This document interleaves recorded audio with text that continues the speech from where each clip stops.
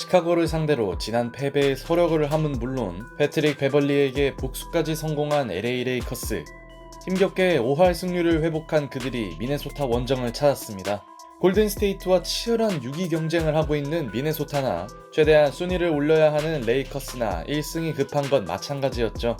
경기 초반 홈팀 미네소타의 분위기는 뜨거웠습니다. 제이든 맥다니엘스의 풋워크는 르브론에게 굴욕을 안겨줬고 직후 포제션 르브론의 공격 시도는 맥다니엘스를 뚫지 못했죠. 여기에 미네소타 출신 디안젤로 러셀은 연속 실책을 범하며 본의 아니게 친정 사랑을 실천하고 있었습니다. 원정팀은 템포를 끌어올리며 따라붙는 듯 했으나 그들의 계속된 라이브 볼 턴오버는 멈추지 않았고 미네소타는 상대의 실책을 꼬박꼬박 득점으로 연결합니다. 특히 맥다니엘스와 콜리의 공격 지원은 의외의 변수였죠. 그러나 레이커스는 데이비스의 풋백 덩크로 흐름 반전에 나섰고 제러드 벤더빌트 특유의 끈질긴 수비는 상대 실책에 이은 트랜지션 플레이로 연결됩니다. 그중 가장 반가웠던 점은 난조에 시달리던 비즐리의 반등이었죠. 비즐리는 첫 두 번의 3점 시도를 모두 성공시켰고 덕분에 끌려가던 레이커스는 활기를 찾기 시작합니다. 타임 이후에도 비즐리의 주사익 6 모드는 계속됩니다. 비즐리의 외곽 지원은 레이커스가 원하던 모습이었죠. 다만 레이커스는 르브론의 슛감 난조로 역전에는 실패했고 그는 밋밋한 수비마저 노출하며 상대의 리드를 만들어줍니다. 하지만 레이커스의 2쿼터 출발은 괜찮았습니다. 재치있는 무브로 상대의 수비를 무력화시킨 리브스는 팀의 역전을 만드는 3점 슛까지 성공시켰죠. 사실 이 장면을 만든 선수는 르브론 제임스였고 1쿼터에 체면을 구겼던 그는 엔드원 플레이를 만들어냅니다. 분위기가 레이커스에게 넘어가려 하자 타운스가 응수에 나섰고 예상대로 두 팀의 경기는 어느 한쪽이 크게 달아나지 못했죠. 홈팀은 세컨 유닛 구간에서 타운스에게 공격을 몰아줬고 나즈리드의 부상 공백은 그럭저럭 메어지고 있었습니다. 다만 홈팀은 어느 순간 레이커스의 버금가는 실책을 쏟아냈고 상대의 턴오버를 놓칠 레이커스가 아니었습니다.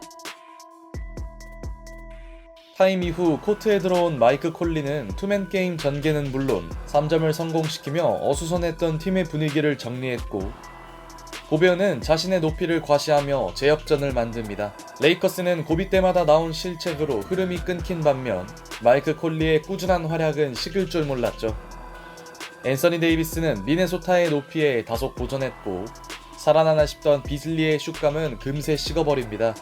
그리고 2쿼터 3분경 엔드원 플레이를 만든 마이크 콜리. 평소 패싱에 주력하던 그의 폭발적인 활약은 두 팀 모두 예상하기 힘든 일이었습니다. 물론 레이커스도 데이비스가 고군분투하긴 했지만 루디 고베어 또한 의외의 공격력을 선보였고 데이비스와의 매치업에서 크게 밀리지 않는 그의 모습 속에 미네소타는 어렵게나마 주도권을 놓지 않습니다.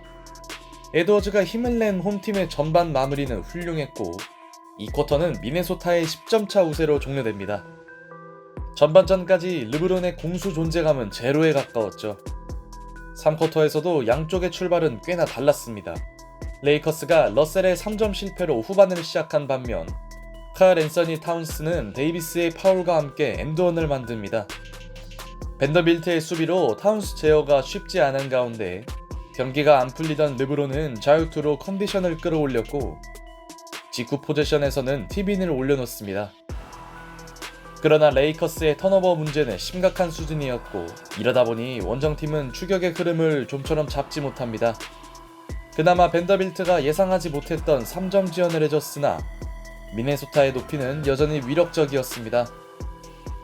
시즌 전 그들이 기대했던 투빅 라인업의 효과가 이런 걸까요? 3쿼터 미네소타의 보드 장악력은 놀라운 그 자체였고 비록 골텐딩이긴 했으나 고베어의 블록은 길을 꺾어 놓을 만했죠. 설상가상 2쿼터에 잠시 빛났던 리브스의 존재감도 미미했고 원정팀은 선수들의 간헐적인 득점으로 힘겨운 추격을 이어갑니다. 그러던 쿼터 중반 레이커스 팬들이 기겁할 일이 벌어지는데요. 리바운드를 잡고 내려오던 데이비스가 가브리엘의 발을 밟은 것이죠. 발목 통증을 호소한 데이비스는 한동안 일어나지 못했으나 다행히 코트에 복귀하며 팬들의 가슴을 쓸어내리게 합니다. 레이커스로서는 대형 악재가 될 순간이 지나간 가운데 10점 이상 벌어졌던 두 팀의 격차는 원포제션으로 좁혀집니다. 작전 타이밍을 놓친 미네소타는 실책을 연달아 범했고 데니스 슈로더의 스틸은 끌려가던 레이커스의 역전으로 연결됩니다. 데이비스의 부상 투혼이 분위기를 완전히 바꾼 걸까요? 10점의 우위를 지키지 못한 홈팀의 공격은 단조로워졌고 미네소타가 많은 오픈 찬스를 만들고도 살리지 못한 사이 레이커스는 조금씩 리드폭을 벌려나갑니다. 그리고 여기서 나온 오스틴 리브스의 3점과 데니스 슈러더의 드라이빙 레이업.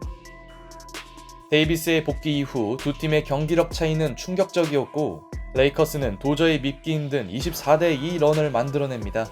타임 이후 미네소타는 간신히 득점에 성공했으나 레이커스는 곧바로 슈러더와 르브론의 패스 게임으로 응수했고 3쿼터는 원정팀의 7점차 리드로 마무리됩니다. 레이커스의 저력이 3쿼터를 장악한 가운데 가브리엘과 하치무라에게 부담을 느낀 타운스의 공격은 빗나갔고 반면 르브론은 상대의 수비를 무력화시키는 엔드원을 완성합니다.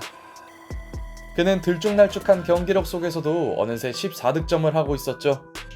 그렇게 레이커스는 10점 차로 달아나는 데 성공했고 나즈 리드가 빠진 미네소타에는 흐름을 바꿔줄 선수가 없었습니다. 한편 3쿼터 활약이 좋았던 슈러더는 오펜스 파울을 유도하더니 앤서니 에드워즈의 공격 또한 한 차례 끊어냅니다. 오늘 레이커스의 게임 체인저는 데니스 슈러더라고 해야겠네요. 이 무렵 속타던 미네소타는 에드워즈의 3점으로 따라붙었고 다시 코트에 들어온 데이비스가 고베어를 뚫어내자 부진에 빠졌던 타운스 또한 추격의 3점을 터뜨렸죠. 아직 남은 시간을 감안하면 승패를 알 수 없는 상황. 하지만 미네소타는 고비 때마다 나온 실책이 발목을 잡았고 이는 쫓기던 레이커스에겐 나쁠 게 없는 전개였습니다.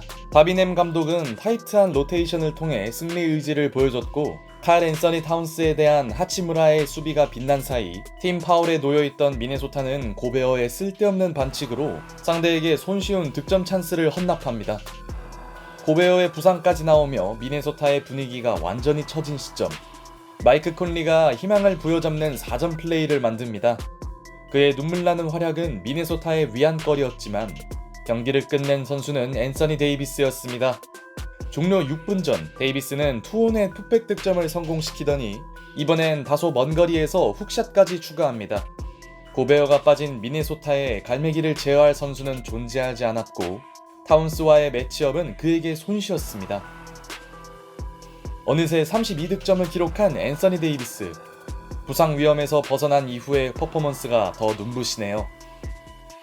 그렇게 레이커스는 상대의 추격에서 어느 정도 벗어났고 그 중심에 있던 선수는 에이스 모드를 작동한 데이비스였습니다.